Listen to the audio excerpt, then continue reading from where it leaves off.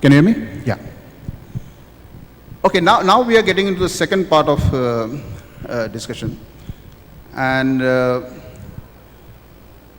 I'll first request both of you to introduce yourself rather than we introducing.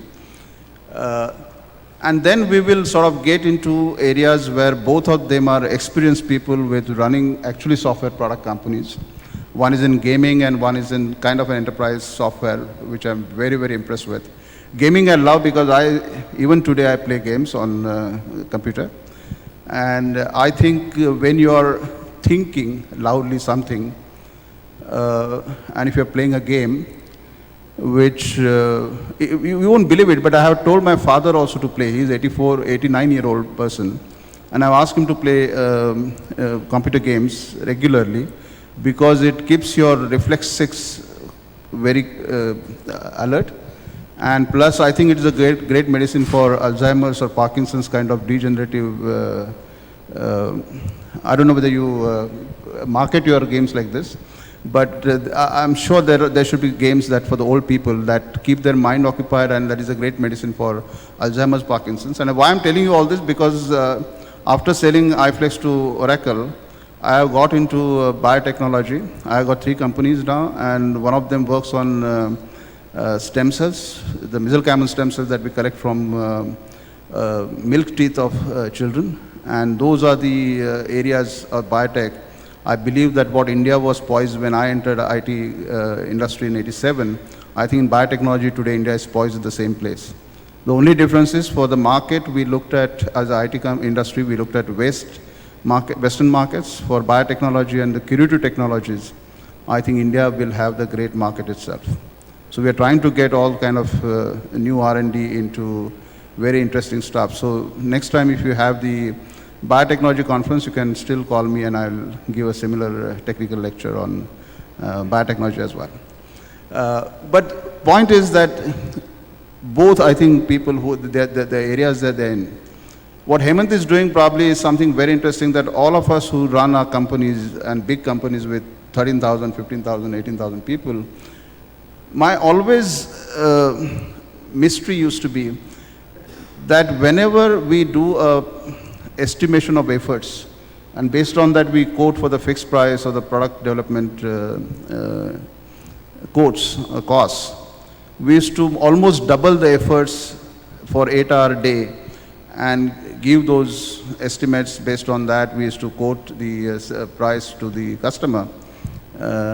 And then at the end of the project, we used to realize that project has overrun probably 2 times, and with everyone complaining that they burn their midnight oil in the company and everyone has worked for 18 hours. So that something was not matching, and probably what his software does is exactly it keeps the track of what everyone is doing in the company and how much of that is productive work that they do and how much of that is the non-productive work that they do. And with the help of that, probably you can actually gain your productivity by 1.5 times or more than that. Only thing what his software can't track is what is going on in developer's mind. Yes. Yeah. So one day probably we will have some biotechnology and IT coming together, which can start tracking the kind of secretions that happen from your cells in the brain. You should be able to track. And I think Google was trying to track that at some point of time to check the behavior patterns. Facebook was trying to do that, which is highly criticized now, the project. But one day that will also happen. And gaming, as I said, is a great thing, and probably that is the 3rd largest industry in the world on gaming. Japanese and Americans and Europeans work very hard on gaming. No, absolutely. I think it's picking up quite a bit. Absolutely. Okay, so let's start with them. First, Hemant, I would go to you. Tell me, you start a company in India. Yeah. Do you think if you were born in the United States, in Valley, probably you would have taken this company with the same product at least 10 times more or 100 times more, or you're happy with being in India? Actually, we are pretty happy being in India. I think India has provided a good amount of talent that is available across the sectors. Secondly, the problem that we are solving is a universal problem. But within India, we can work closely with the customer and see how they are using the product or what are the pain points that we can solve with our product. So I think we are very happy being in India. The whole ecosystem exists here, means of the product that we have, Sapience, is really improves the output of the company by more than 20%. It helps employees like a work mirror to see how their day looks like and have a good work-life balance, and manager can get insight into their teams, understanding what is happening there. So I think what happened being in India is that we got access to good developers that were developing the product.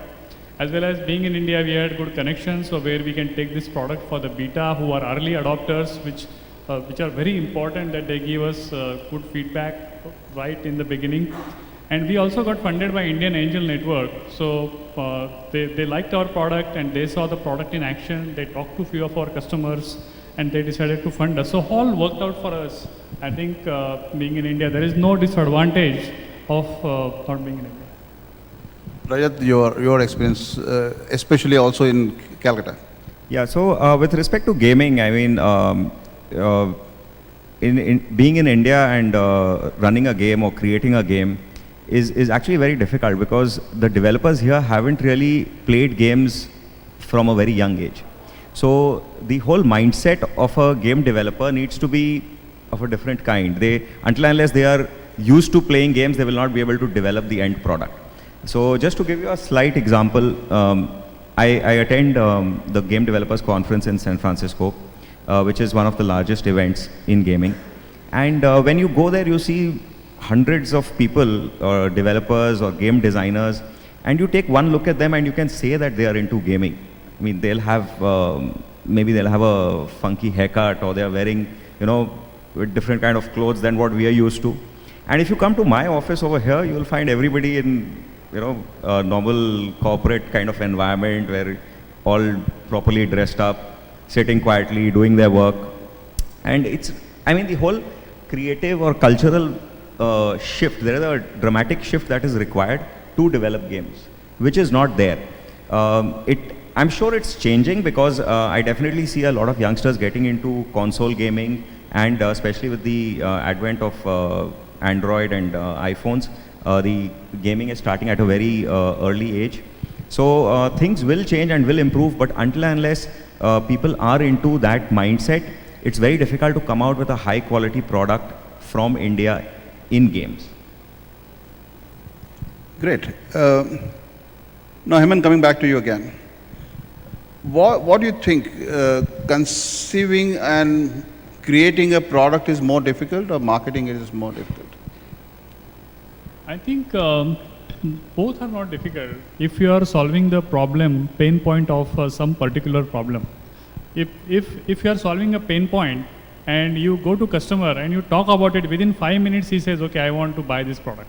But if you are not solving a real pain point, if it is a painkiller or a vitamin, if it is a painkiller, you take it. If it is a vitamin, you buy it, but you may not take it every day. So that is a kind of difference. If you have a product which is like a painkiller, I think people will buy it.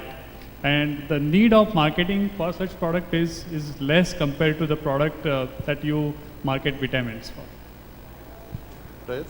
So, the reason why we got into games was because my brother and myself wanted to play a better game. And we couldn't really find a website online which would give us a very good gaming experience of word games.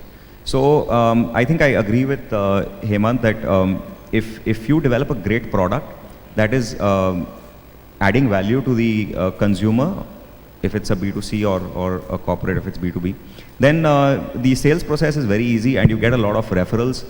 In fact, we were discussing a little earlier that our game actually got 1 million users in a month's time, and as a company we didn't know what to do, so we shut down the site and we asked the users that what are we supposed to do now? We can't handle this kind of load. And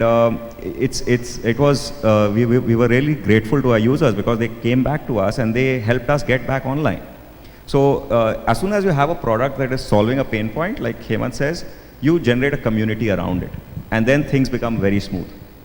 So in our case, I think we were running IT services organization and we saw a pain point across IT sector, and we try to solve that. So there may be a lot of problems around for which there is no product exists. So, and that is really the need for that particular segment. So for us, I think when we looked at the IT segment, we thought that are we getting enough productivity from our employees? Are really employing people are working for 8 hours or 7 hours or 6 hours, which are they supposed to work? So we were seeing that pain points across the industry, and that is how we started our product idea, that let's pick a problem which is obvious but nobody has solved it, but it's really a pain point for all across the industry. I think one of the hurdles that we always saw in NASSCOM forums on products especially is that most of us can build product because of our technology knowledge, because of our intelligence and analytical mindset and so on. But once we start doing marketing, I think it becomes a very, very difficult proposition, because first of all, main hurdle that we face is, like in iFlex we faced, that moment it is made in India product, first people don't believe that India can manufacture products. That's the first hurdle. Second thing, the kind of India Inc. Brand equity that we have created is arbitrage on labor cost. So we are supposed to give very intelligent, hardworking, cheap labor to the world on technology side. To change that entire mindset of the world market and see that we can actually start giving products and that products work is a difficult proposition. And therefore my next question is that as a strategy for everybody who is in the product business, what should be the strategy? First sell in local market and then go abroad? Or first go abroad, create that credibility? Because moment Americans and Europeans start buying, Indians start buying very quickly. So that's a reverse way of marketing. What do you think your strategy, especially in gaming, because if games are played, your game is played in California, probably everyone in India would love to play that game. But no Californian will play a game because the Indians are playing game. I mean, that's what I know. So what do you think your strategy should be? Right. So actually, I would like to differ a little from what Deepak said, that today when you're talking about games or apps or even software products, if it's a consumer product, you generally don't even know which country it's come from. If you go to the app stores on the phones, there is no mention of the country. So your product is out in the market as a standalone product without any, if the design experience, if the user experience is good, people will use it.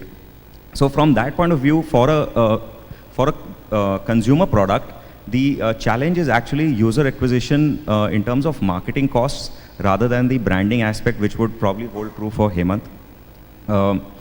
In terms of generating downloads today, from my example, it's like to get one user to even install your game is upwards of $1 in marketing costs.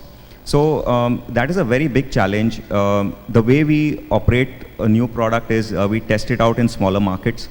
We try to get good reviews for it, because in the consumer apps or games market, the reviews matter a lot. So we do that, and then we try to get to the next market. In that sense, launching on the US market is our last priority, because they are really very finicky about how the user experience is. But yeah, there are definitely challenges in that sense. But from a consumer apps perspective, I think the major challenge is in marketing costs. Yeah, actually for us, I think the problem we were solving is really the universal problem. So what we decided is to make our product successful in India and then go to US market. And we have about 60 installation.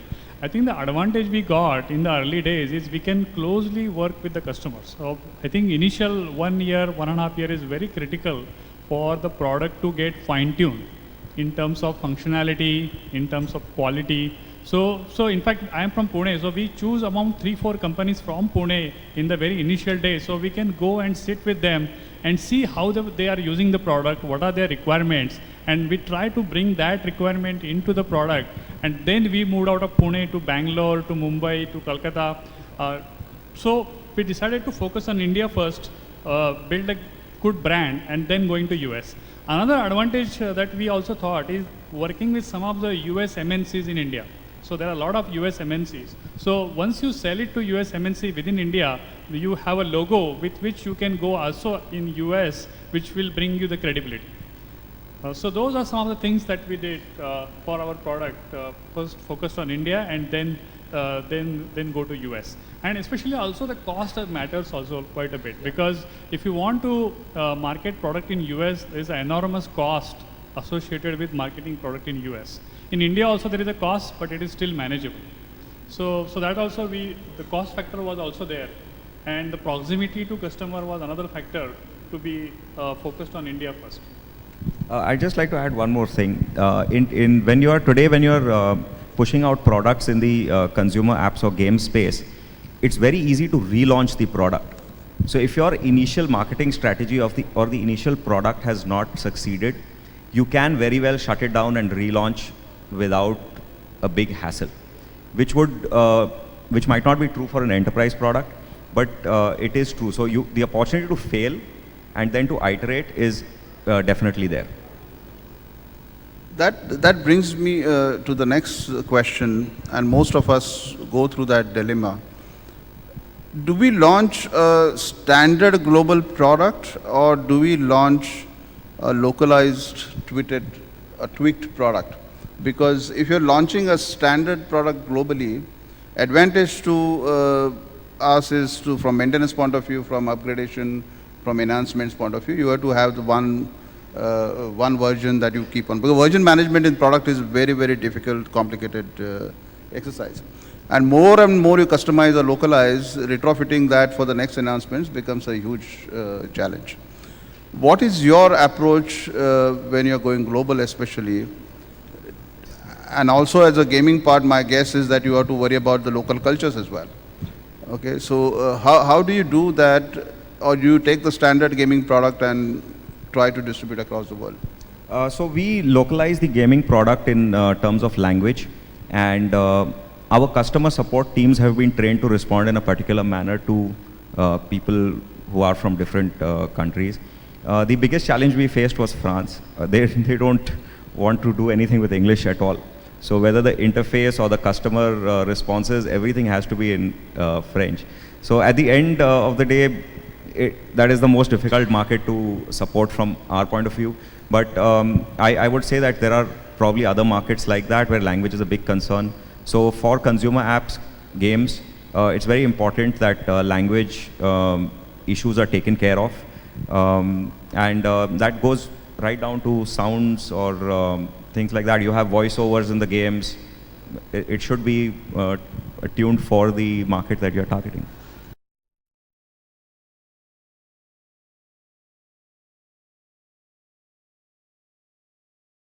Or things like that. You have voiceovers in the games. It should be tuned for the market that you're targeting. So the music, background music that you play goes differently from country to country or region to region? Or you play sitar for everybody or jazz for everybody? No, so we have a very generic tune that is there for all countries, but I have seen apps where it is different. Like in Gulf countries, it will play that Gulf music as a background music when it goes to connect more to the people or users who are using it. Yeah, something of that sort, or maybe it is, sometimes it is also related to what is, what is going on right now in the music industry from that point of view. Yeah. So you keep on upgrading your music channels, is it? Yes, you would definitely need to do that. I mean, today if your apps are not upgraded or you are not pushing out a new release every month, then you are probably not in front of the consumer's eyes. Hemant, I think your product does the universal thing. So, I mean, the productivity of an employee is the same concept in the United States, in Japan, or in India. So my guess is that you have a standard product. But at the same time, you have cultural issues that many countries, for example, in Europe, they don't like somebody invading their privacy. And you are actually invading their privacy to find out what all sites they refer to, what all URLs they refer to. And people don't like that happening. So how do you handle that kind of situation? Yeah, actually, what you raise is a good point. I think, first of all, going back to the earlier question, we have just one code base, so no customization, because otherwise it's very difficult to maintain code base for different companies. Secondly, what we try to do is whenever some customer is suggesting some customization, if we think that is useful for the product, we just incorporate within the product. So product has grown, but we made it modular so that we can offer as a menu item, okay, you want this, you want this, you want this, we can give the product to you. And when we decided to launch in US and Europe, we saw their local cultures and the laws. So we came up with a version of the product which will cater to their needs. So we can have a product, the Sapience product, like currently it sends the data to the server and managers can have a look at it. So we launched a self-service version for the employees within Europe and within US, where they can download the product and use it for their own benefit. Company will benefit at the end of the day. We also have a mode where the data goes to the server in an anonymous mode. So there is an anonymity of the data is maintained. So we have a product feature which is tuned to the culture of the country where we are targeting. And just to add, if you want to see on a very microscopic level of how Amazon does their product refinement based on country, go to amazon.com and go to amazon.co.uk. In amazon.com, you will find that they ask you for a shipping address. In .co.uk, they ask you for a dispatch address. So that is the fine tuning that you can go down to. Great. So probably in India they will ask you bhejne wale ka pata. Absolutely. Something like that.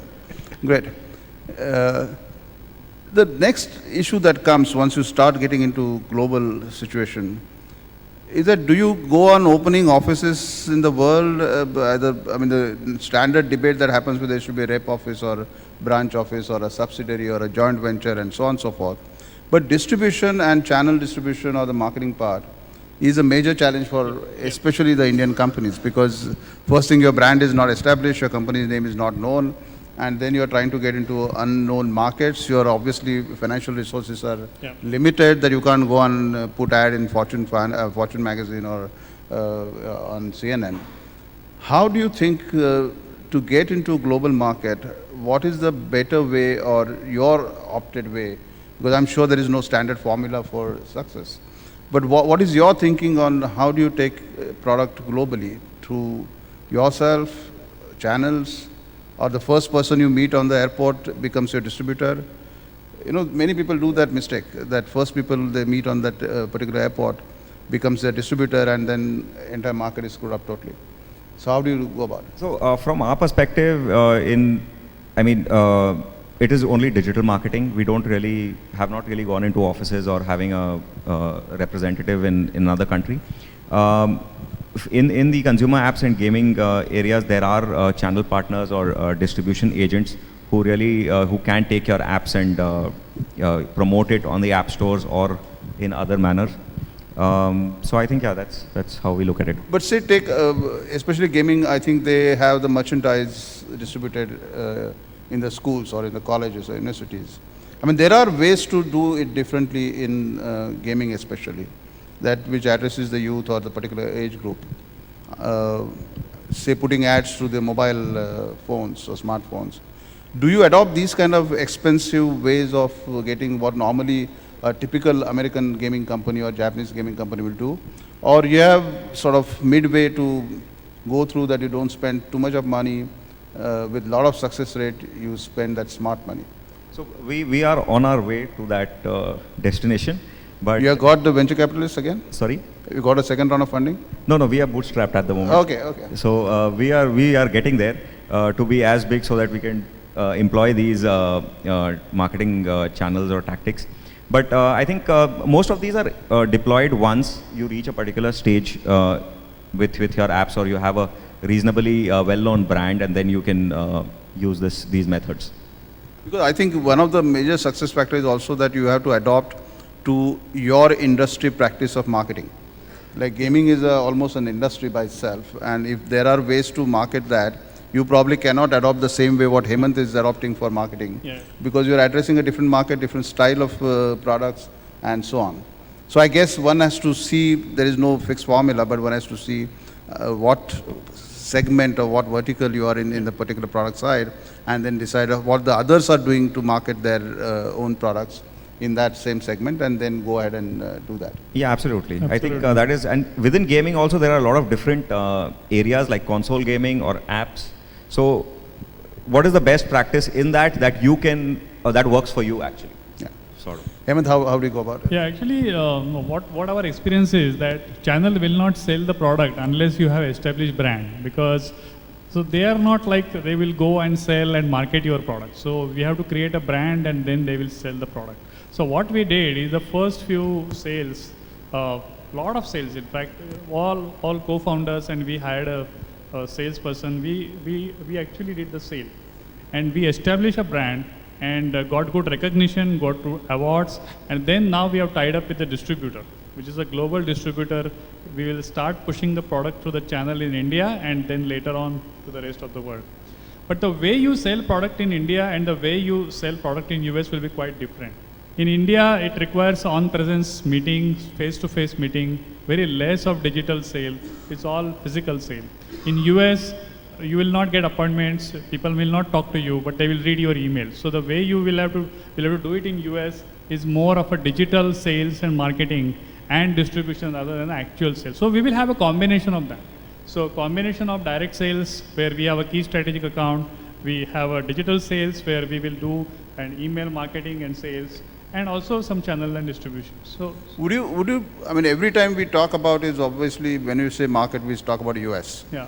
Okay, but have you ever thought that you can go to Russia, for example, or you can go to Europe or in Japan or Yeah, actually. Korea? Yeah, means I think based on some of the experiences, what we found is US guys are more early adopters for the product. If you try to sell to Japanese customer, it takes long time. The sales cycle is quite long. In US, there's a quick sales cycle compared to even Europe also. That's what we found.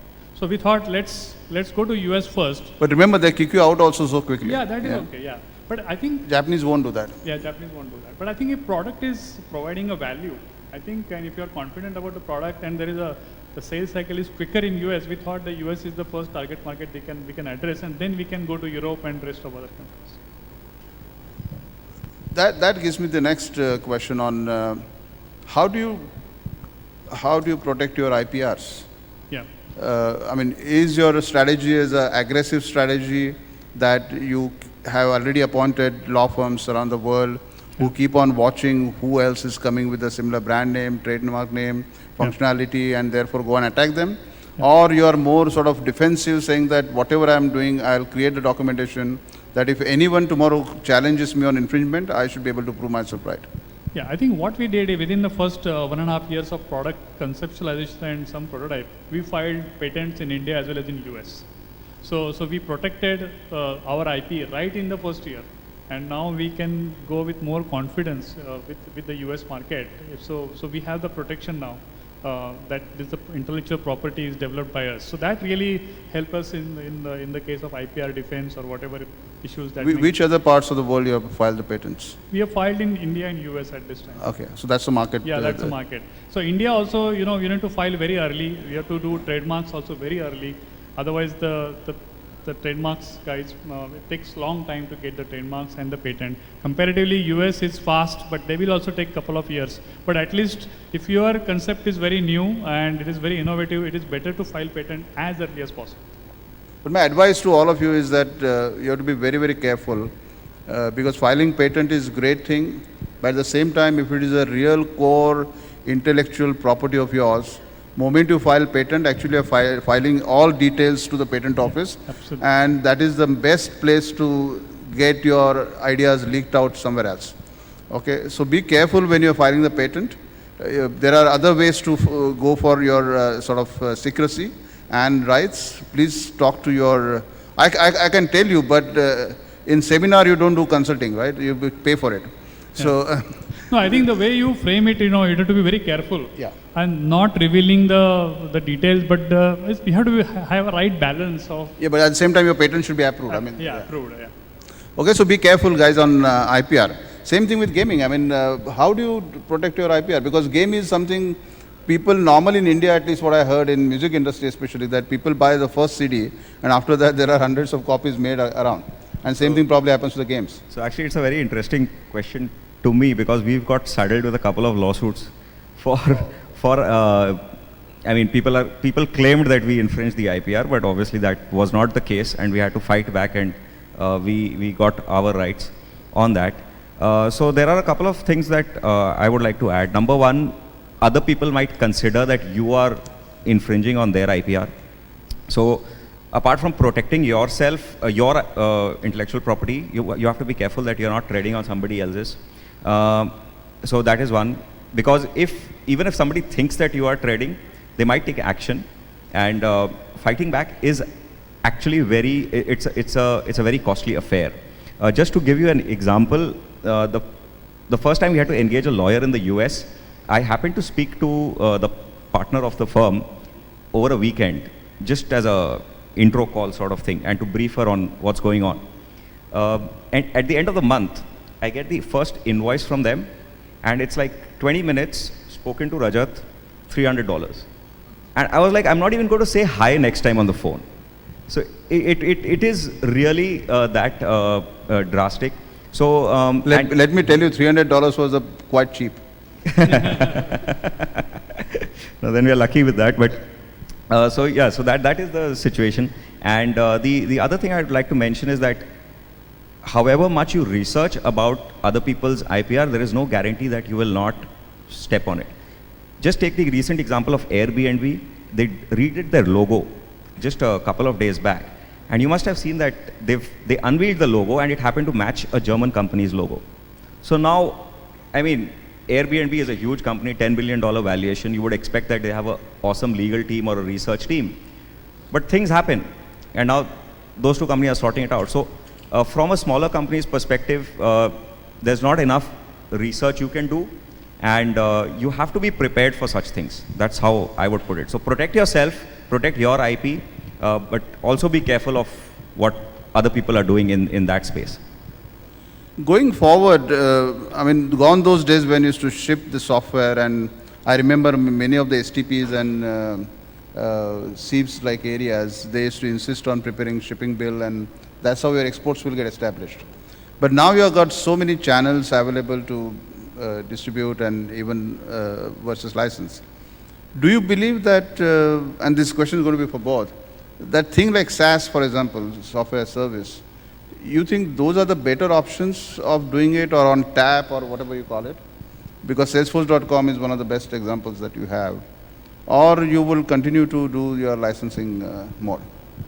Well, actually, the way our game generates revenue is through advertisements and through in-app purchases. So by in-app purchases, I mean things like we have packages which help you improve your game. So they'll improve your vocabulary, or they'll teach you how to play the game in a better manner. So I'm not sure which model that would really fall into, but our focus, or what my recommendation is, that you should try to reduce dependence on ad revenue if you have a consumer app or a game, and you should try and sell more in-app products, because the moment somebody has invested some money in your app, they're going to find it difficult to switch over to somebody else. The case in point is an iPhone. There are people who have spent hundreds of dollars on software for the iPhone. So when the time comes to switch to an Android, at the back of the mind, they know that that $300 or $400 which I've spent on the apps is going to go down the drain as well. So they try to stick to the same platform. So the same way you can, latch on to consumers through in-app purchases, through additional services in your game or in your app. Yeah, I think the SaaS model is very easy to go. It means people can easily get started, and SaaS model also has the advantage of building some annuity revenue, where you have some predictability in terms of the revenue compared to the license sales, where you see a lot of spikes. But also...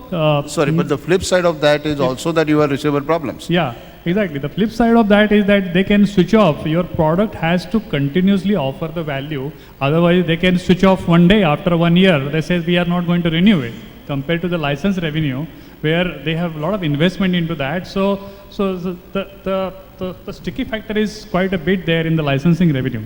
But if you look at the SaaS model, companies may not want to send their sensitive data on outside their premises. So probably those who are having enterprise products may need to offer both model, SaaS model, where people can say, okay, my data can go out, and enterprise on-premise model where the data can stay within their premise. So it depends. I think as a product company and as an enterprise product company, we have both the models and we have seen traction in both the models.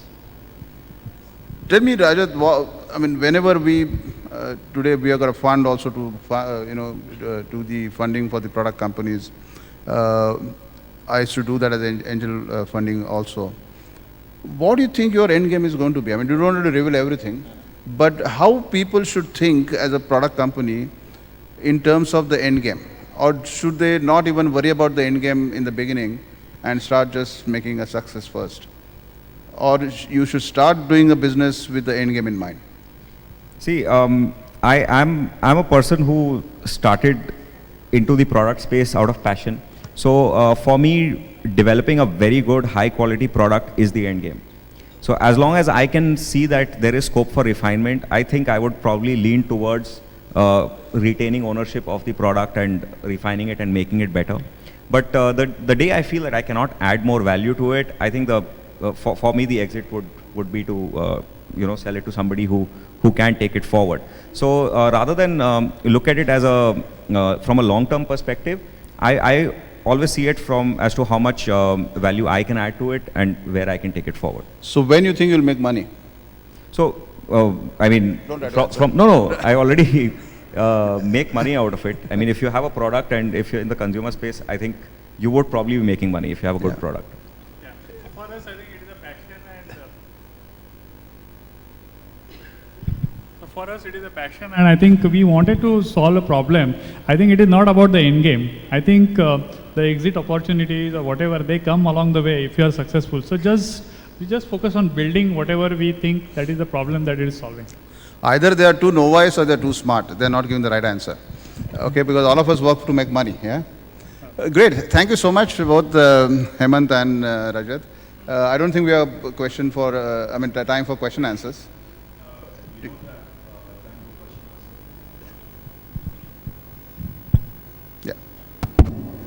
Yeah, unfortunately, sir, we are running late and don't have time because we have one session to go before lunch. So we'll take question answers offline. The speakers are around. May I request you, Mr. Ghaisas, to offer a token of memento to our speaker, panel speaker.